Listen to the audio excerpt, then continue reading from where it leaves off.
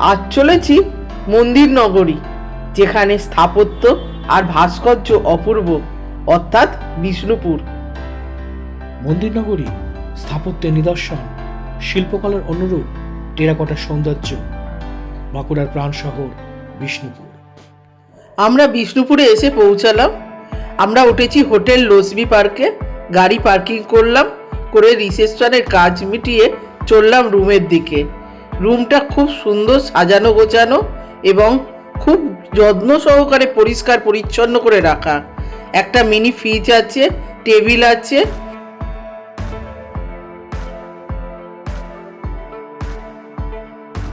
এই হলো ওয়াশরুম। ওয়াশরুমে একটা সারপ্রাইজ যে বাথটব পেয়েছি। যাই হোক বন্ধুরা, আমরা ফ্রেশ হলাম, হয়ে বেরিয়ে পড়লাম। এখন একটা টোটো নিয়েছি।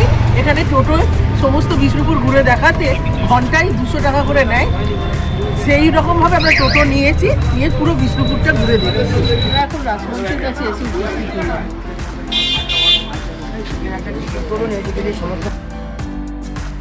রাসমঞ্চের টিকিট কাটলে 3টে মন্দির এই একই টিকিটে দর্শন করতে পারবেন। মল্লরাজ বীরহাম্বীর আনুমানিক 1600 খ্রিস্টাব্দে এই মঞ্চটি প্রতিষ্ঠা করেন। অপূর্ব রাসমঞ্চ। বার্ষিক রাস উৎসবের সময় বিষ্ণুপুরের যাবতীয় রাধাকৃষ্ণ বিগ্রহ জনসাধারণের দর্শনের জন্য এখানে আনা হতো। 1600 খ্রিস্টাব্দ থেকে 1932 খ্রিস্টাব্দ পর্যন্ত রাস উৎসব হয়েছে।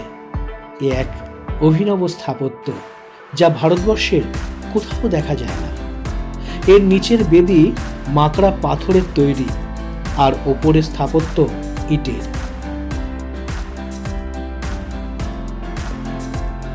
এরপরে চলে এলাম মদনমোহন মন্দিরে।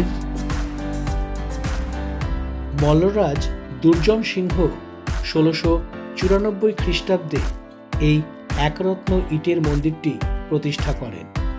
এখানে নিচের দিকে পশু পাখি, কৃষ্ণলীলা, দশাবতার ও অন্যান্য পৌরাণিক কাহিনী ভাস্কর্যে রূপায়িত হয়েছে।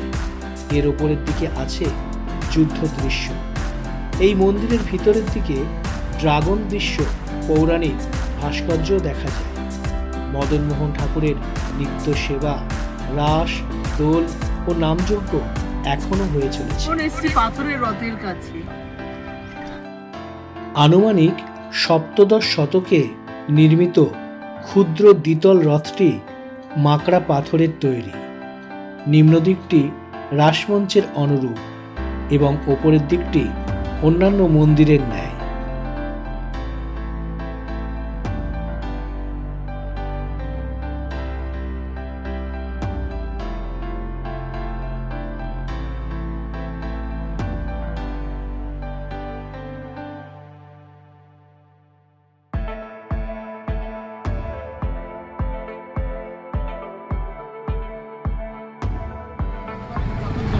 আচ্ছা আচ্ছা, এটা হচ্ছে ছোট দরজা, তাই তো?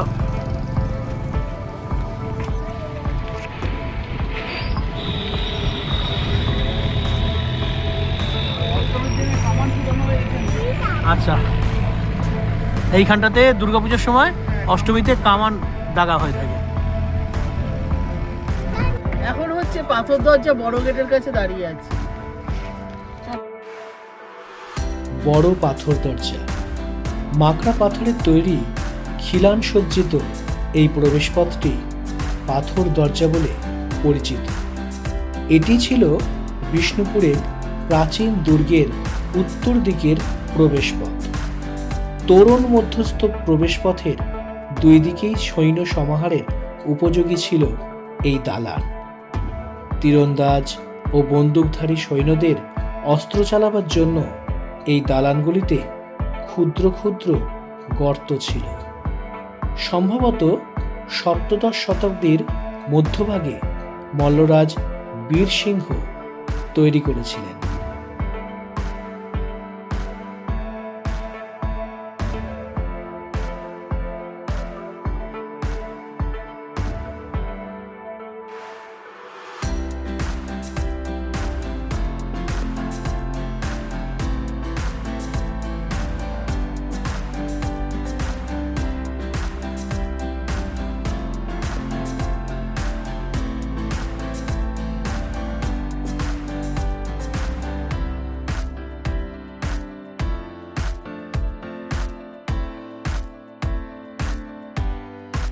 দূরে দেখা যাচ্ছে এটি হলো ছোট পাথর দরজা। এখন এসে উপস্থিত হলাম মহারাজ বীরহাম্বীর উদ্যানে। এটা পাথর দরজার ঠিক পাশে।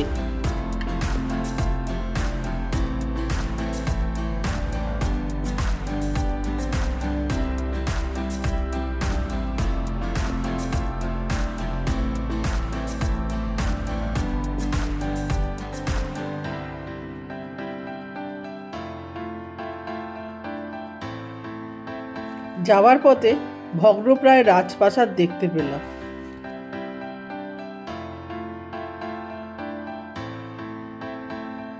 মৃন্ময়ী মাতার মন্দির এটি, কিন্তু মৃন্ময়ী মাতার ছবি তোলা নিষিদ্ধ। মল্লরাজ জগৎবল্ল 997 খ্রিস্টাব্দে দেবীর দৈবাদেশ পেয়ে মন্দির ও মূর্তি প্রতিষ্ঠা করেন।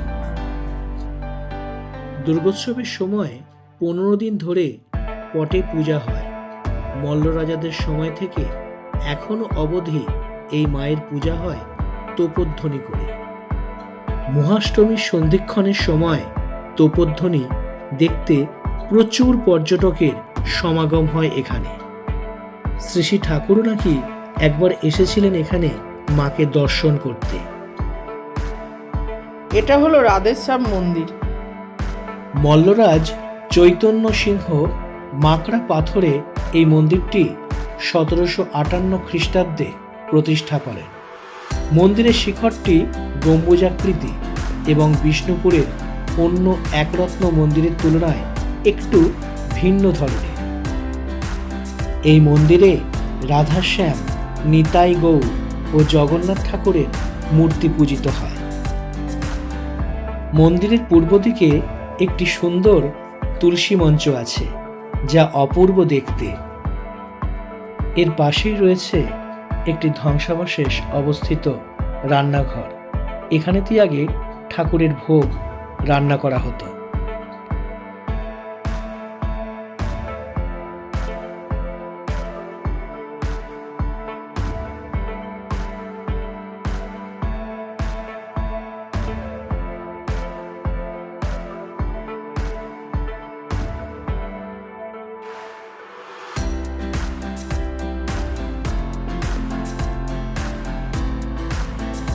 এই মন্দিরের প্রবেশদ্বারেই সুন্দর ইটের তৈরি নহবতখানা আছে।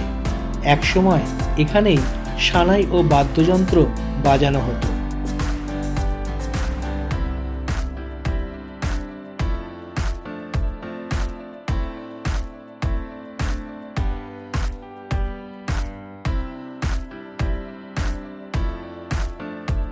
এসছি জোড়াবাংলো মন্দিরের কাছে। জোড়বাংলো মন্দির সত্যি এক অপূর্ব স্থাপত্যকলার নিদর্শন। রাসমঞ্চতে যে টিকিট কাটা হয়েছিল সেই টিকিটের দ্বিতীয় অংশ এখানেতে লাগবে, অর্থাৎ একই টিকিটে 3 বার দর্শন করা যাবে 3টে মন্দির। তাই এখানেতে আমাদের কোনো টিকিট কাটার পয়সা দিতে হলো না। 1655 খ্রিস্টাব্দে মহারাজ রঘুনাথ সিংহ এইটি তৈরি করেন। পরস্পর সংযুক্ত দুটি দোচালা কুটিরের সমন্বয়ে গঠিত এবং সংযুক্ত অংশের মধ্যস্থলে একটি 4 চালা শিখর বিদ্যমান। এই মন্দিরটির নাম জোড়বাংলা।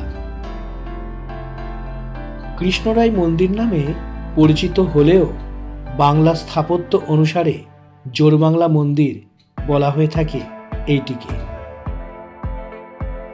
মন্দিরের চারিদিকে রামায়ণ মহাভারতের কাহিনী, শিকারের দৃশ্য, সামাজিক জীবনযাত্রার দৃশ্য শিল্পীরা এত সুন্দরভাবে ফুটিয়ে তুলেছেন যা অতুলনীয়। বাংলার পোড়ামাটির অলঙ্করণের শ্রেষ্ঠ নিদর্শন হিসাবে পরিচিত এই মন্দিরটি।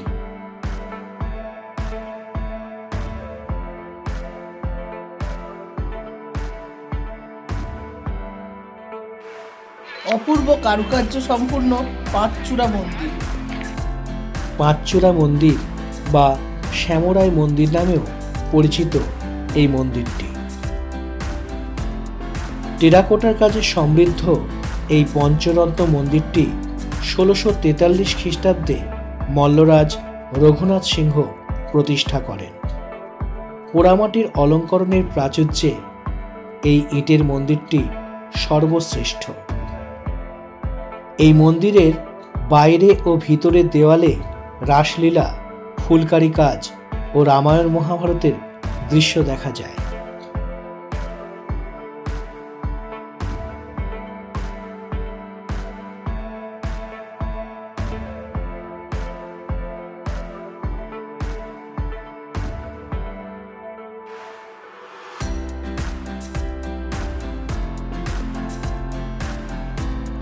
এই যে দেখছেন, এটা হলো গুমঘর। এটা নিয়ে অনেক কথিত আছে। অনেকের মতে এখানে শস্য মজুত করে রাখা হতো, আবার অনেকের মতে রাজা ওপর থেকে ফেলে দিয়ে শাস্তি দিত এখানে। লালবাদের কাছে বিষ্ণুপুরের জলকষ্ট দূর করার জন্য ও প্রতিরক্ষা ব্যবস্থা সুদৃঢ় করার জন্য মল্লরাজরা সপ্তদশ শতাব্দীর দ্বিতীয়ার্ধে এটি খনন করেছিলেন। কথিত আছে, শ্রীরামকৃষ্ণদেব মৃন্ময়ী মূর্তি দর্শনের পর লালবাঁধে স্নান সেরে বেলগাছের কাছে ভাব সমাধি ঘটেছিল এবং মাকে সর্বমঙ্গলা রূপে দর্শন পেয়েছিলেন। দ্বিতীয় রঘুনাথ সিংহের আমলে লালবাইকে নিয়ে আসা হয়েছিল নর্তকী হিসাবে। রাজামশাই লালবাইকে ভালোবেসে ফেলেছিলেন এবং এই বাঁধে তারা এসে নৌকো বিহার করতেন। কথিত আছে, ষড়যন্ত্র করে রানী এবং প্রজারা এই বাঁধে লালবাই ও তার ছেলেকে নৌকা ডুবিয়ে মেরে ফেলেছিলেন। সেই থেকে এর নাম লাল বাঁধ।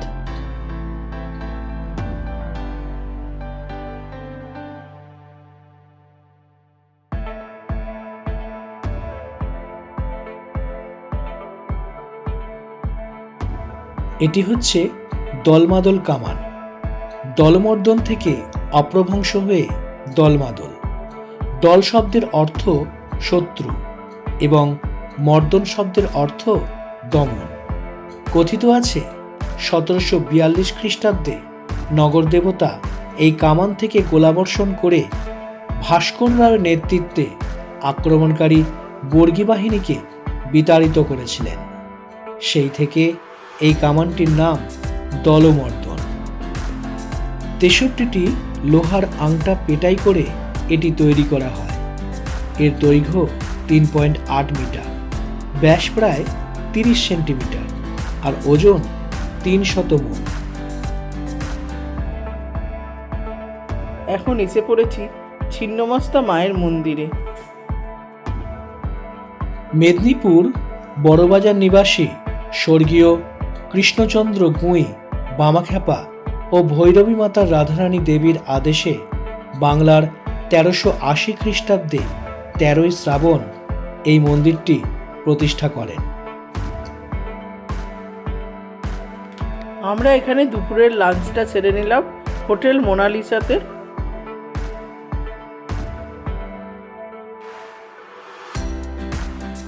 এরপর আমরা চলে এলাম রাধা মাধব জিউর মন্দিরে। কৃষ্ণগঞ্জ আটপাড়ায় প্রায় 100 বৎসর পূর্বে মন্দিরটি প্রতিষ্ঠা হয়েছে। বর্তমানে এই মহল্লার জনগণ একটি নতুন সুন্দর মন্দির নির্মাণ করেছেন।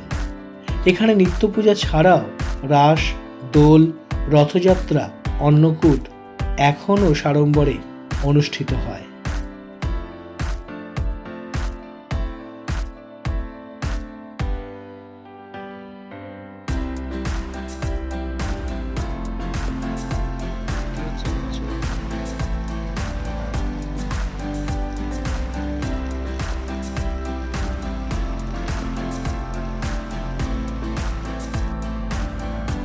মাকড়া পাথরের এই একরত্ন মন্দিরটি সপ্তদশ শতাব্দীর দ্বিতীয়ার্ধে নির্মিত।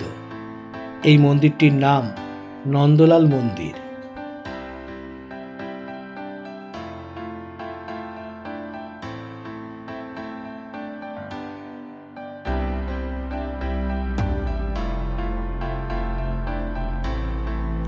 শ্রীনিবাস আচার্যের সমাধিস্থল। শ্রী চৈতন্যদেবের শিষ্য শ্রীনিবাস আচার্য ১৬০০ শতাব্দীতে মল্লরাজ বীরহাম্বীরকে বৈষ্ণব ধর্মে দীক্ষিত করেন। তারপরে এখানে রাজা তাকে বসবাসের ব্যবস্থা করে দেন। মৃত্যুর পর এই জায়গায় তাকে সমাধিস্থ করা হয়। সমাধিস্থলে এক প্রাচীন বটবৃক্ষ আছে।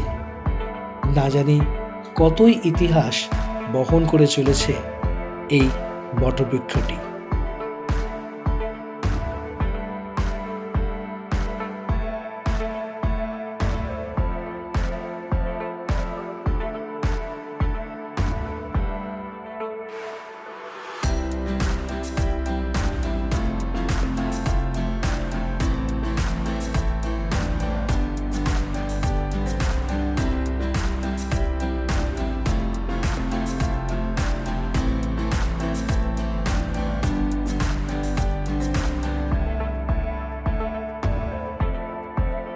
এই মন্দিরটি জোড়বাংলার মতোই দেখতে, কিন্তু এখন একটি ধ্বংসস্তূপে পরিণত হয়েছে। অষ্টাদশ শতাব্দীতে মন্দিরটি প্রতিষ্ঠিত করা হয়েছিল। এই মন্দিরটির নাম মহাপ্রভু মন্দির।